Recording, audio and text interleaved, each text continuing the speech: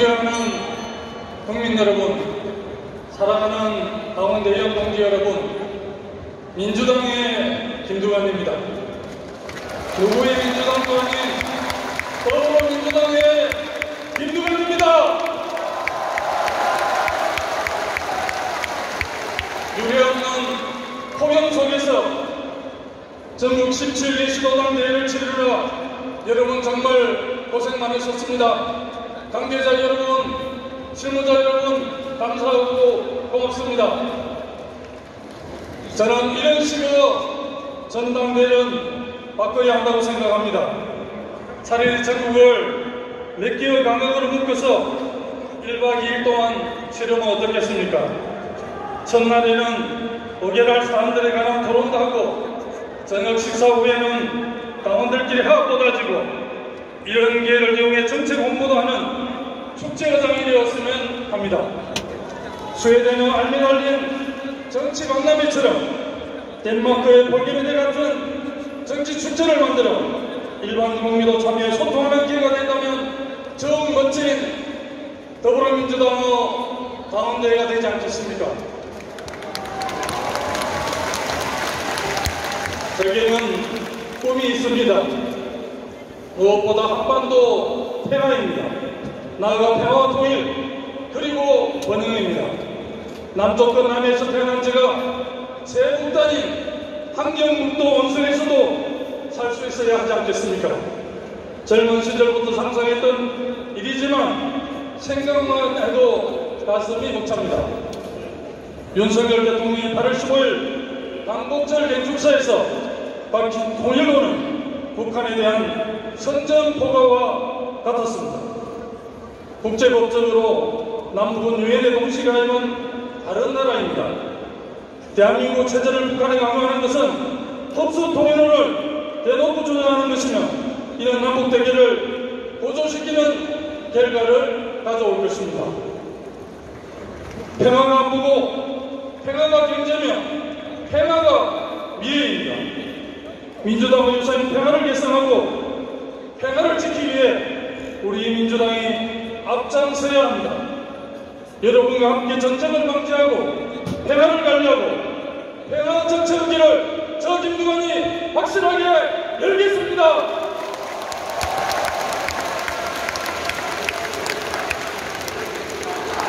제게는 두 번째 꿈이 있습니다.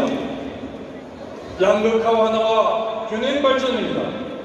세계불평등연구소 발표에 따르면 우리나라 상위 1% 부자가 전체 자산의 36%를 차지하고 상위 10% 부자가 59%를 차지하고 있다고 합니다. 하위 50% 국민 딱 절반이 갖는 순자산 합계는 고작 6%라고 합니다. 정말 대한민국은 양극화와 불평등을 극복하지 않으면 가난한 사람과 부자 두 개의 나라가 존재한다고 저는 생각합니다. 부동산 임대소득 등으로 부자들의 자산은 계속 불어날 게 뻔합니다. 임대료를 내고 대출을 갚으려고 일하는 사람들의 신세는 또 어떻습니까? 이쯤 되면 조선시대 소장농 신세와 크게 다르지 않습니다. 그나마 로봇과 AI 등으로 일자리마저 줄어들고 있습니다. 서울과 수도권으로 사람이 몰리는 이유는 무엇입니까? 정보와 사람, 돈, 기회가 수도권에 몰려있기 때문입니다. 이렇게 되면 토지와 자산으로 소득을 올리는 사람들의 이익은 커질 수밖에 없습니다. 서울이 5개가 되는 거듭벨 메가시티로 다각체제를 완성하면 대한민국 지금보다 훨씬 다양한 경쟁력을 갖출 수 있습니다. 연방제 수준의 자치분권이 보장된 세계특별자치도는 중앙정부에 매이지 않고 창의적인 지도를 할 수 있습니다. 저 김두관이 지방분권과 균형 발전의 기수가 확실하게 되겠습니다.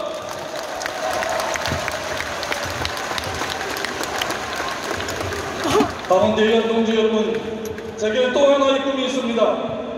사람답게 사는 세상을 만드는 꿈입니다. 사람답게 살 수 있는 사회가 되려면 인권, 평등, 자유 가치에 공정의 가치가 더해져야 합니다. 차이가 있더라도 수긍할 수 있어야 한다는 뜻입니다. 기본적인 사무질이 보장되는 나라, 누구나 기회를 잡을 수 있는 나라, 아무 대가가 실현되는 나라, 능력이 모자란 사람도 존중받는 나라, 실패한 사람도 재기할 수 있는 나라, 불공정에 분노하지 않아도 되는 나라, 미래에 대한 불안에 조급하지 않아도 되는 나라가 되어야 합니다. 이게 제가 꿈꾸는 대한민국 참다운 모습입니다.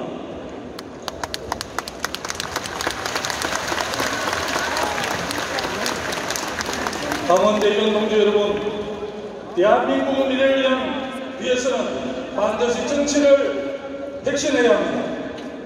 87 체제인 성자독식, 재앙적 대통령제와 성자독식 양당 정치를 바꿔야 합니다. 개헌하지 않으면 제2의 박근혜, 제2의 윤석열이 또 나올 수밖에 없습니다. 민생을 뒷전으로 한 양당 대결 정치를 끝낼 수 없습니다. 5년 단임제를 4년 중임제로 바꾸고 다당제를 구현한 개헌으로 제7공화국을 열어야 합니다. 윤 대통령은 자신의 임기 1년을 단축하고 개헌에 나서는 결단을 해야 합니다.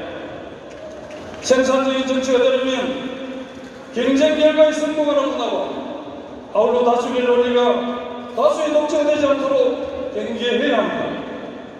자신들에게 옳다고 믿는 다수의 지배는 전쟁 군주 지배만큼 위험하다고 한 19세기의 정치 철학자 토크비르 지적을 되새겨야 할 때입니다.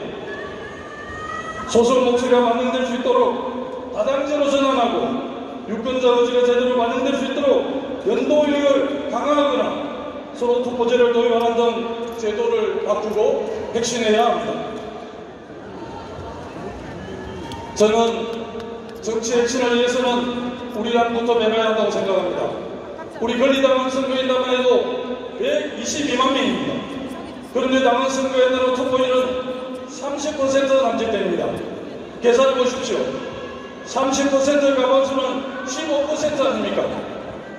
거기에가 16% 받으면 당권을 줄 수 있는 게 현재 우리 당원입니다. 이런 당원 누가 만들었습니까? 대의원 여러분 동의하셨습니까? 누구 동의를 얻었습니까?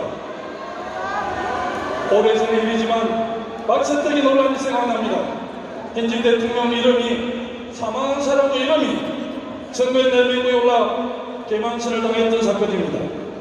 당시 SNS 부장은 역사상 가장 큰 차이로 패배했습니다. 그게 역사입니다. 이런 역사를 반복하면 되겠습니까? 월 천원 이상 당비를 6개월 이상만 내면 권리당원이 됩니다. 당원 노수를 받는다거나 특별한 갱년을 요구하지도 않습니다. 이런 제도는 바뀌어야 합니다. 당원 노수는 최소한의 과정 거치도록 하면 돈으로 부작용을 줄일 수 있고 의사결정 수준도 높일 수 있습니다. 당원으로서 의결권을 행사하려면 엄중한 책임이 있게 따릅니다. 그게 제1야당 민주당의 진로를 결정하는 게 가벼운 일입니다. 대한민국 미래를 바꿀 수 있는 중대한 참여입니다. 무신분립이라고 했습니다. 극과 속이 다르지 않는 신뢰받는 정치가 절실합니다. 국민께 신뢰받는 민주당이 되는 길, 저 또한 절대 포기하지 않겠습니다. 오직 대한민국 오로지 민주당 김두관 여러분과 함께 꼭 해내겠습니다.